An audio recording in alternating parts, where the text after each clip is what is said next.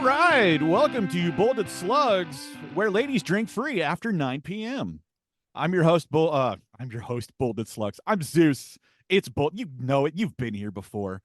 With me tonight, we got Lauren Black. Lauren, tell everybody how we're doing tonight. We are good. Our kids are in bed and asleep, and hopefully they're going to stay that way. And I wish I'd had a cocktail prepared, but I did not. You know, But I feel like that might make things go better or worse, depending on, I don't know, thoughts for the future. If we do a little bit more long form content, just to do it like, because that's how Graham Norton does his show. mm, I don't know if it's just a British thing and they're just like, we need to have all these, you know, uppity, not uppity, but like highfalutin celebrity types. We got to get them a little loosened up, and they always come with a little bit of the sauce. And I feel like maybe that'll be where I get some of the good nuggets. well, But hopefully I'll be loose enough anyway. that's fine.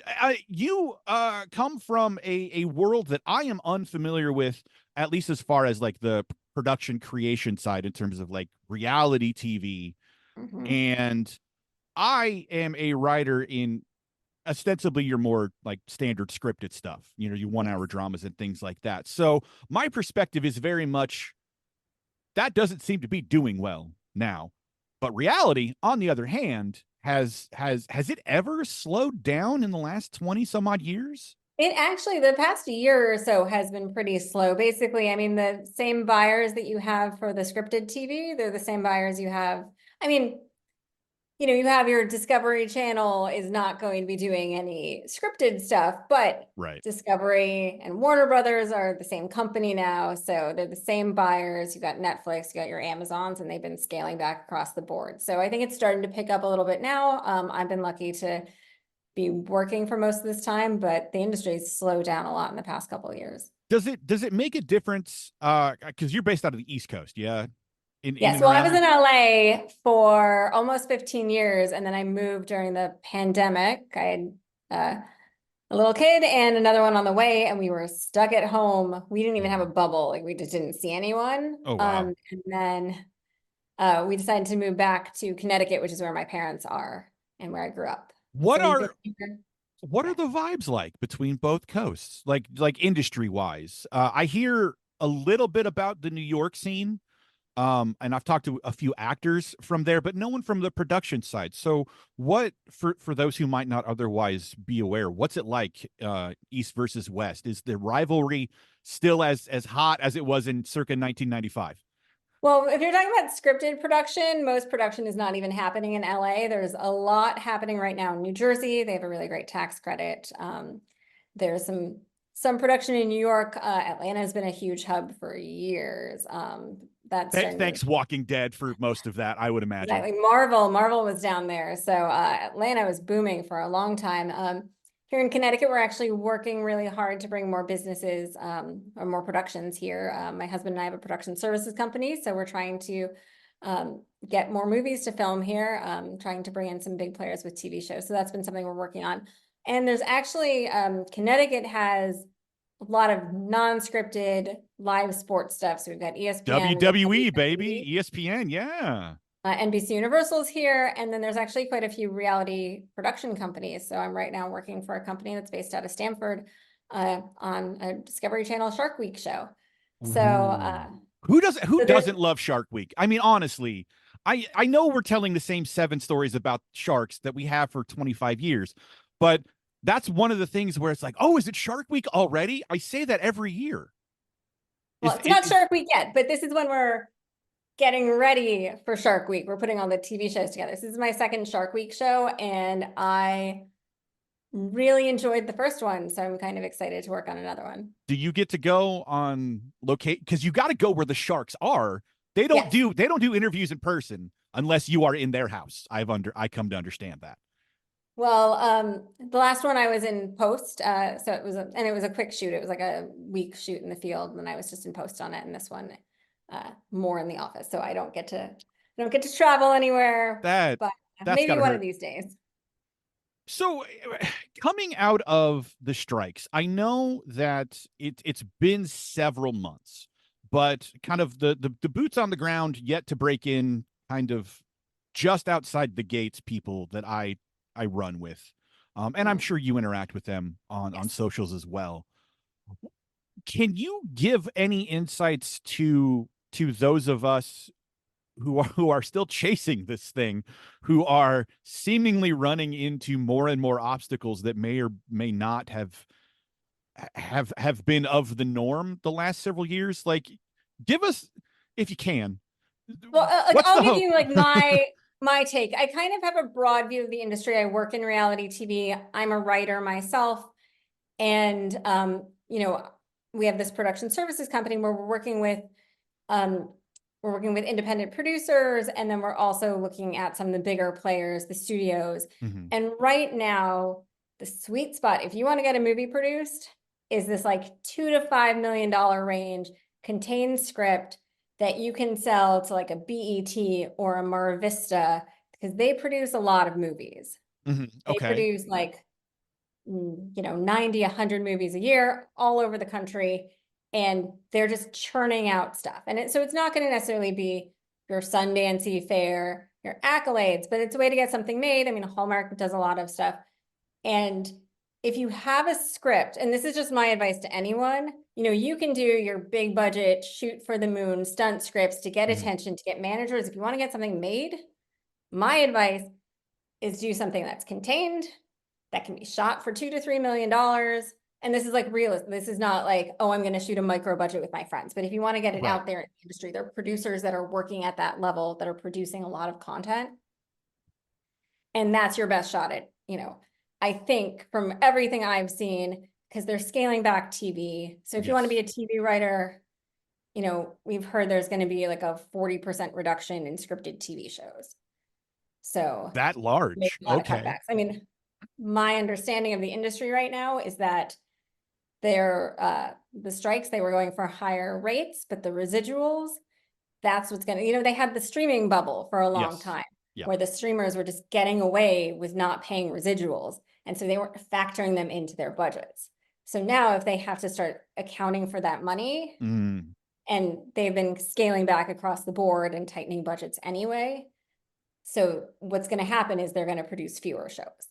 And And that so, number, it used to be approaching 1,000 of yeah, various scripts across the board that were produced annually, and I think 2023 was more it's of like an up year than 500. Yeah. 563, I Yeah. think, is the Something number like that I that. saw. Yeah.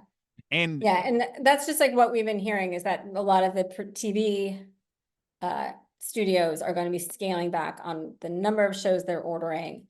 And I mean, even in the reality side, they've been cutting budgets, they've been cutting back, not making as many shows. And so even for reality, you're not going to have like the people who are producing content are still having a hard time selling content. So even people who have like proven relationships with networks who are, experienced producers, right. they're still having a hard time getting new stuff off the ground because the networks right now and the studios are really risk averse.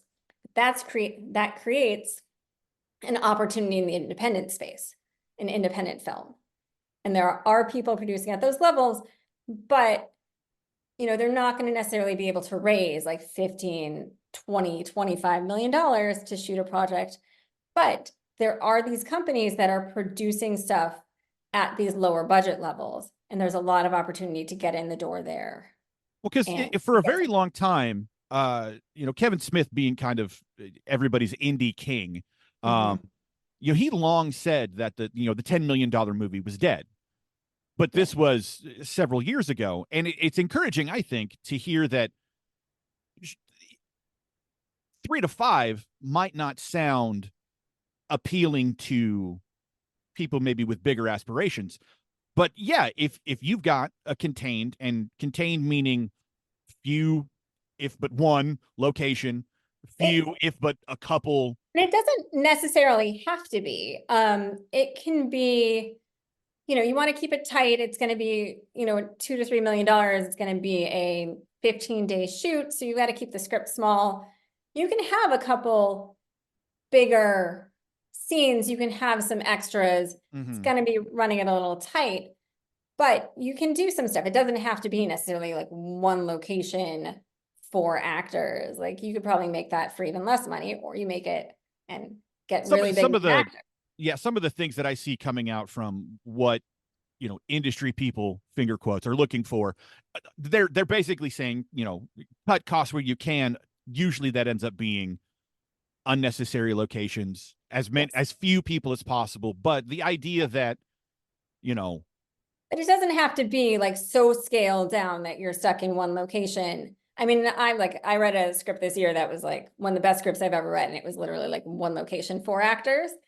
But um, but it doesn't have to be that. You can right. think a little bit broader, but it's just like not having really big set pieces, not having a lot of extras, and not like extras as in people, all of that too, but just extra things, extra elements. You boil it down to a good story, and you can really do a lot with that. Mhm. And so you don't have to think like micro budget. You just have to think a little bit smaller scale than like, lots of CGI, big explosions, car chases, things like Right. that. Unless you're shooting obviously a horror movie, because you could shoot those for 15 bucks and you'll make 12 million. That's Yeah. just I mean, apparently horror how. movies, like, because I know something about sales and distribution, and horror movies are just, they're always going to sell. They're I always going to find an I audience. was reading a thread just prior to this, and horror has kind of been that way for a while. And knowing the reasons why people like horror, they like to be scared, they appreciate the thrill of it. Why doesn't that necessarily work? What is it about other genres that can't pull that off, at least with the success? I don't know if I can necessarily answer that, but I think there is something like the thing about horror too is that it can sell really well globally, because at this point you're looking at a global market if you want to make your money back on a film. So you're not just getting, domestic rights, you're trying to get it in theaters, but Mm-hmm. you're trying to get it overseas. And if they can do really well overseas, that's where you can make most of your money. So I think horror is something that probably translates better than some other genres internationally. What And scares also, are scares usually without yeah. much of a language barrier. That And makes I sense. think the other thing too is that horror, you don't need big name actors because, especially if you're killing a lot of them off anyway.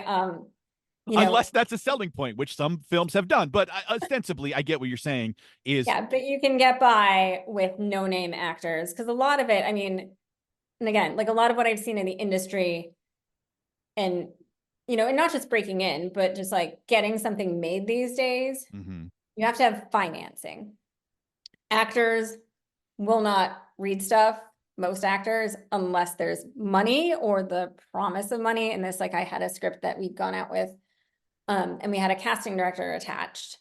And, the casting director was flat out like, they're just actors who, unless you have guaranteed financing, they're not even going to read it. not even going to bother. It could be the Wow. best concept, but they're just not going to read your script. Mhm. And so that's kind of the reality. But then you need actors to get financing. So it's kind of that catch Yeah. 22 where, and they want actors because there's also that piece of it where it's like the bigger the name, the more money you're going to be able to make on the movie. And Mhm. there's certain actors that'll sell better overseas. And so who you get to be the actor can kind of affect the budget if you're going for these bigger budget movies. So, if you have this actor to play the lead and they're like, it's only going to make X amount of money overseas. So, you're going to have a $5 million budget on this, even though it's on the page at $10 million. Well, if this is the actor you've got, it's not going to, you're just not going to be able to make it for that amount of money. Is So is the death of physical a lot of the reason why you mentioned a little bit earlier about people being risk averse, or at least more risk averse than they previously were? Because it used to be you'd make something and it might not be great theatrically, but you're going to get a chunk back on a VHS, DVD, Blu-ray release. But that just doesn't happen now. Is that I where mean, I the think it's the fear streamers. lies? I think it's just um, the lack, I don't want to say lack of options in the market, but like the consolidation of the distribution Right. outlets. Yeah. And I think at that point, you only have a few people controlling the game. And I mean, even like you can make an independent film, but you're kind of limited then in where you can distribute Mhm. it. So the the platforms are going to be the platforms. I mean, you have Tubi where, Tubi is kind of that place where you can put things. I mean, you can still go to iTunes and people can find it and buy it. But, the bigger stuff, if you want people to see it, I mean, you have to generate the buzz and you have to, you want to get it on one of these bigger platforms, and the bigger platforms, there's still a limited number of them. And so, Well, there are opportunities internationally, but it's still. and that was going to be my next question, is kind of in terms of location. If there is any credence to the argument that LA isn't necessarily the be all end all any longer, because there's places like Vancouver, Toronto, I mean, Chicago, not, Atlanta. LA is expensive to shoot. It also comes down a lot to tax credits. And my understanding, I'm a little fuzzy on this, but my understanding about LA is that there's a lottery system for the tax credits. So, and this is the other thing that's really important, a really important piece of the puzzle that a lot of people don't think about, is tax credits are something that the producers are considering across the board. You're looking at low-level producers, you're looking at huge studios.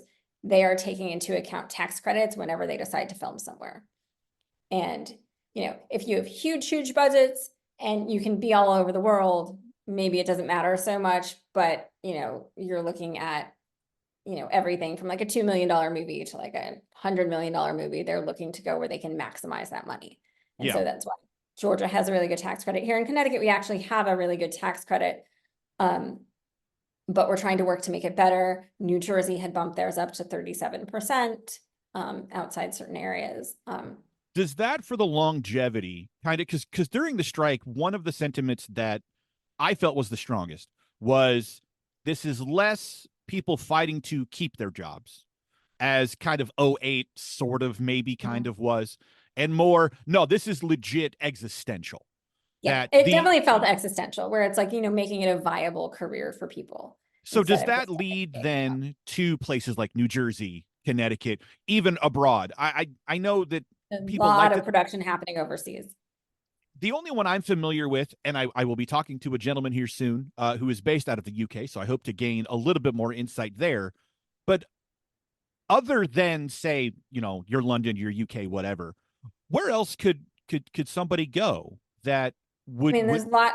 They're busy in Canada. I mean, Canada, Vancouver's been huge for years. Yeah.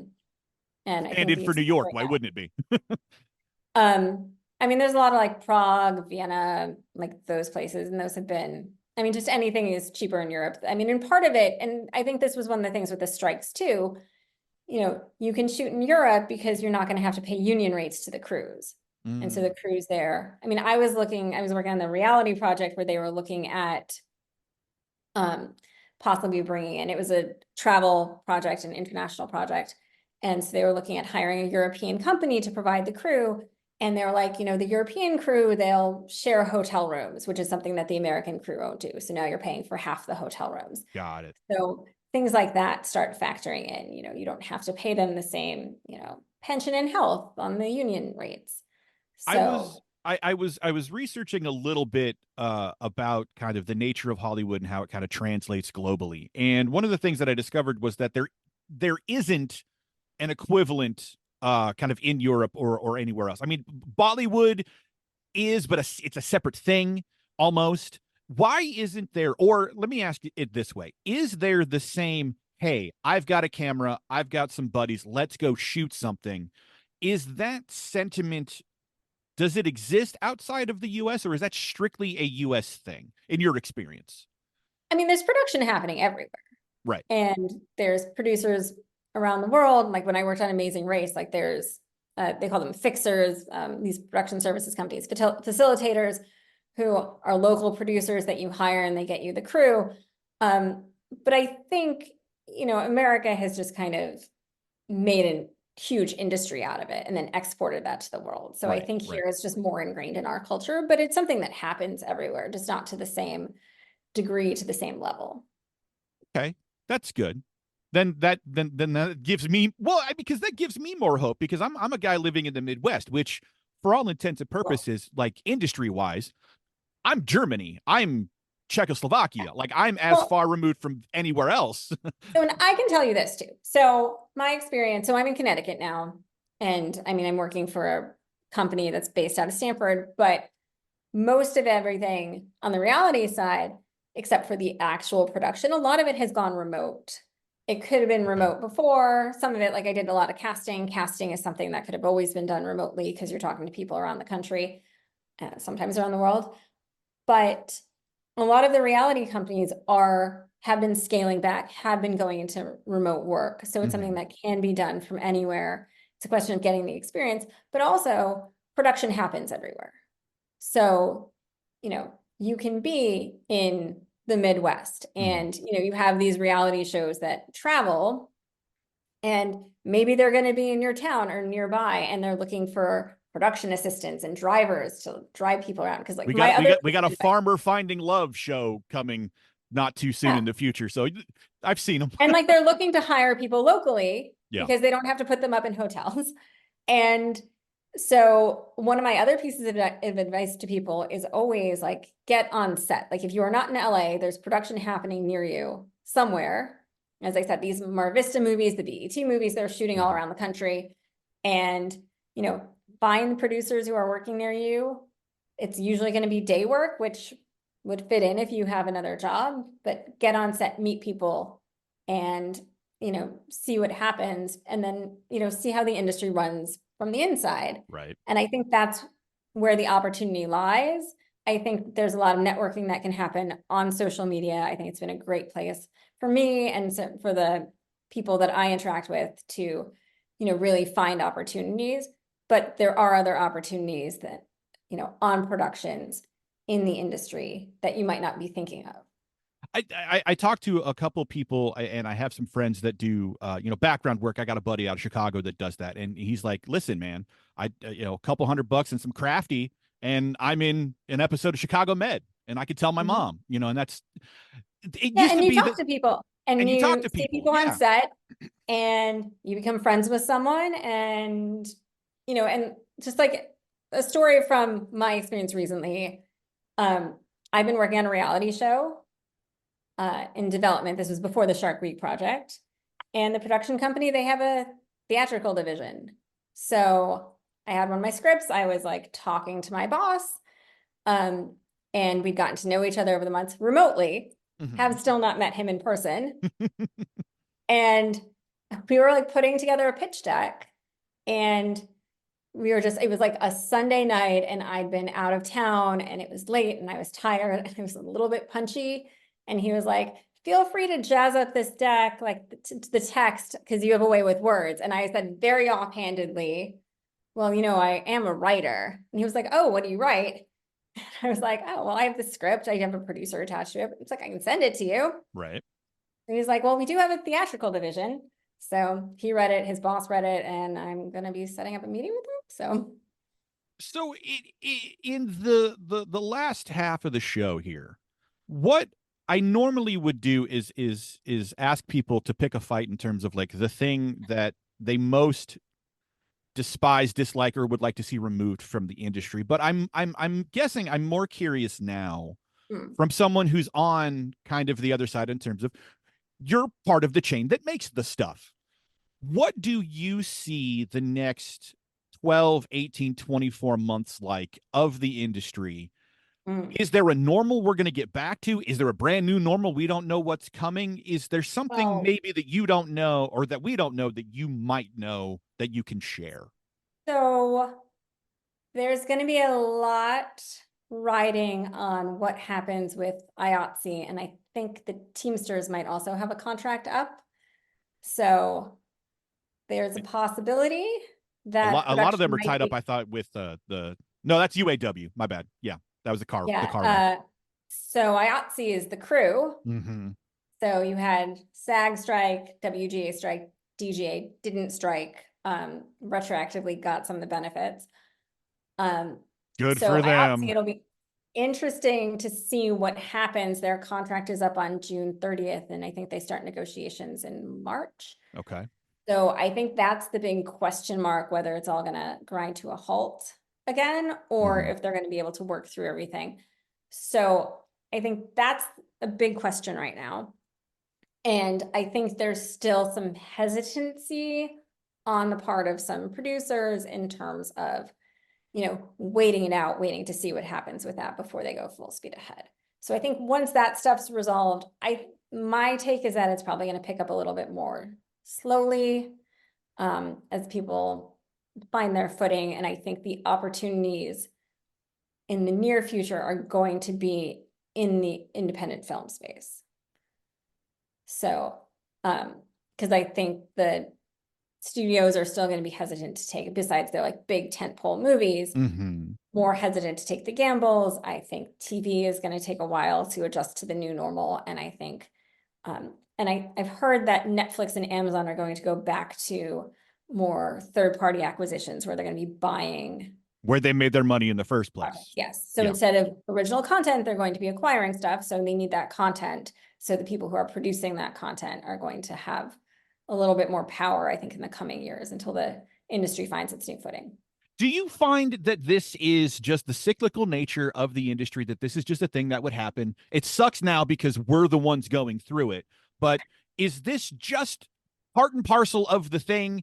And because we're coming, like you said, we're coming back around an independent film, which is something I haven't really heard since the early 2000s. I mean, I come up in the Kevin Smith school of things. That used to be the pathway, and then it died for a long time. And now, after the golden age of TV, Sundance, and Sundance has become more corporate, and you can't really get a film in Sundance unless you have a big name actor. Well, how you can't get a big name actor without either a lot of money, really good connections, and or a really great script. So like that's like those are the ways you're getting noticed right now. And so, and I think those problems are still existing. And I don't know if I can say if it's cyclical. I think there's been that streaming bubble that is bursting because, right. And it also, just all of the mergers and, the limitations on, the number of outlets there are, and, it just keeps shrinking. And you have studios that are just canceling product and like big major IP, and or just not releasing them at all. Yeah, I mean, and so we just don't know, I think, like how that's going to shake out. And I think that feels like something new. And obviously now they're coming around to this, like, oh, commercials, and like they're acting like they invented cable. Like, no, you didn't. And that I think is a bone of contention that I have with a lot of people that I talk to, is like, this was the model for at least the last 50 years, not the whole time, but at least since the original strike back in the late 60s, where residuals became a thing and it became a viable career path. And then somewhere along the way, they decided we don't want to do that model anymore. And then now we're coming back to it like it was a brand new thing. It's like, no, we're just doing the thing we did before. And you're doing it, and you're kind of doing it worse. Yeah, I mean, because risk was always built into the model. For sure. And, you had the loss leaders, you had, the networks would pick up 20 pilots a season and expect 4 of them to make it through. And that was always like they were expecting to lose a bunch of money on all these projects because the ones that were going to hit it big, and then they were going to make a lot of money in syndication. Right. So that's the thing that I think you've lost a little bit with the streaming.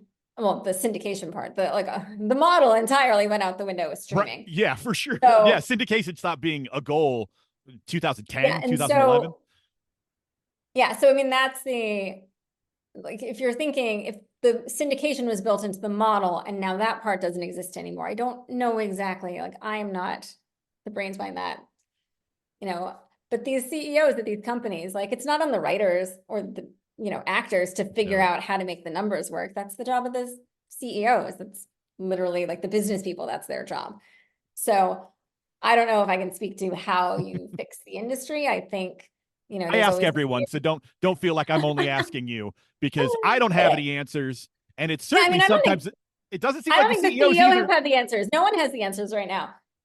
But I do think there's always going to be a demand for good content. There is a discussion of whether kids these days, and like I am not in that category anymore, but there's a question of whether kids these days want long form content, if they want the bite size, if they're going to be online, if they're going to be on Twitch. And I think that remains to be seen, but I still think people are going to crave content.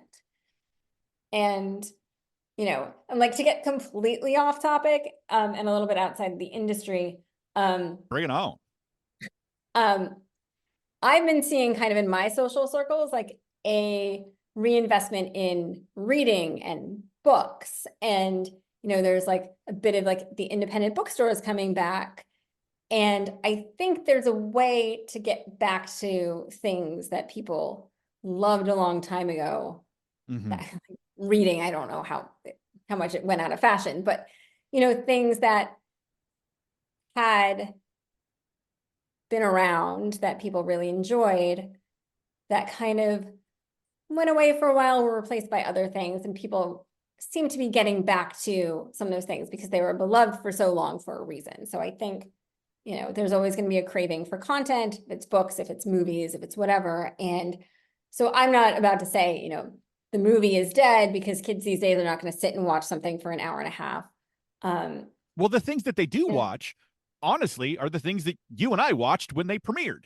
The Friends, the Seinfelds, the Gilmore Girls, the Suits.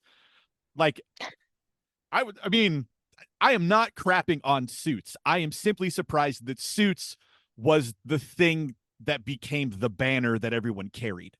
I was like, I didn't think that would be the show, but that's the show, apparently. And cool. So then let's do more of that, right?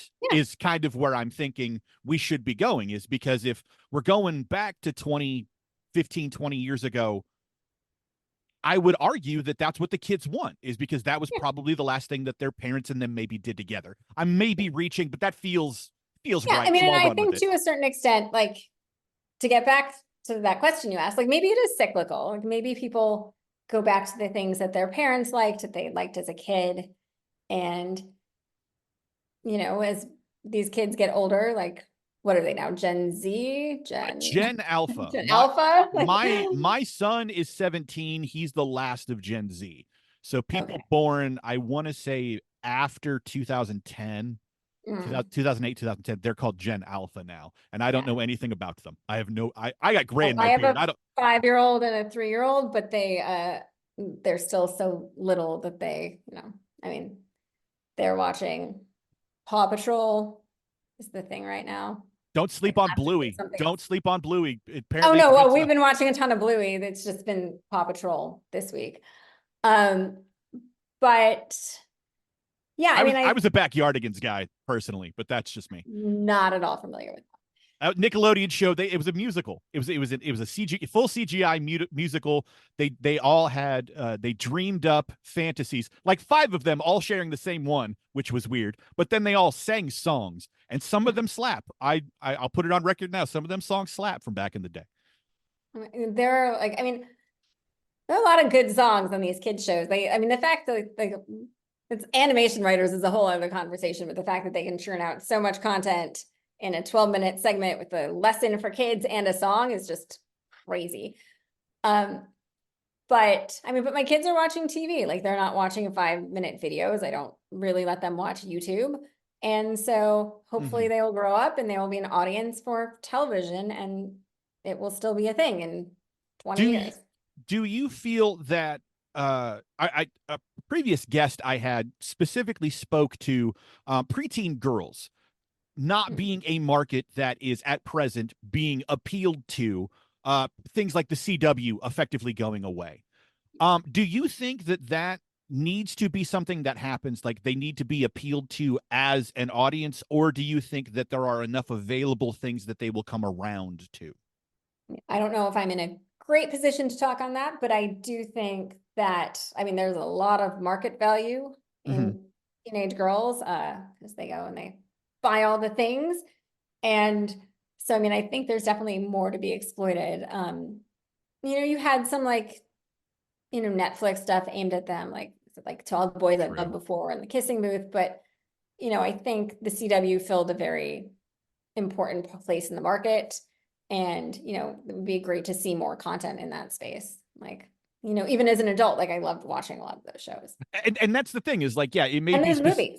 and specifically target at them, but there is appeal a lot more broadly than I think people give credit for. When I think in general too, like rom-coms are something that kind of like went away, and I think there's still like a large market for them. Yeah. And those comfort movies, and like you mentioned, like the Gilmore Girls and the Friends, like people don't always want to watch something dark and edgy, and I think that's where reality TV has kind of taken that place for people, where it's just like you want to watch something light and fluffy at the end of a long, hard day. You want it to be escapist. You want it to be fun. You want it to be something you can maybe like look at your phone or do something else and not have to pay a lot of attention. But I think low effort engagement, I think I've heard it called. Yeah. I mean, it's like the HGTV, right? It's like the wallpaper TV, which there's a HGTV, head. Don't get me started about why all the cabinets are white now. I hate it. We don't have time for it.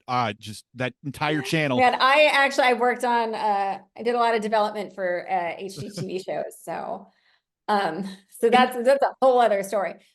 In the last 60 seconds here before we get out of here, where can people find you? I want to make sure that people have access to you, especially those that might be kind of on the East Coast that are like, oh, great, I don't have to go cross country now. Where can people connect with you and reach out to you? Okay, so I'm on Twitter. I believe I have to recheck my name. Yes, it's L Black Creative. So L Black like the color, creative on Twitter. And my company is called Chair 10 Productions, and that's 10 the numeral, not spelled out. We'll drop those in the show notes and links to that, but I wanted to make sure we shouted out to you. Yeah, so you can check us out. If you have a feature film and you want to film in Connecticut, we're a great place to film, and give us a call. All right, Lauren, it's the fastest half an hour in the business. We'd love to have you back on again in 6 months and see if things have changed from now to then. Yes, it was fantastic. Thank you so much for the opportunity. Appreciate your time. Have a good evening. Thanks. Bye.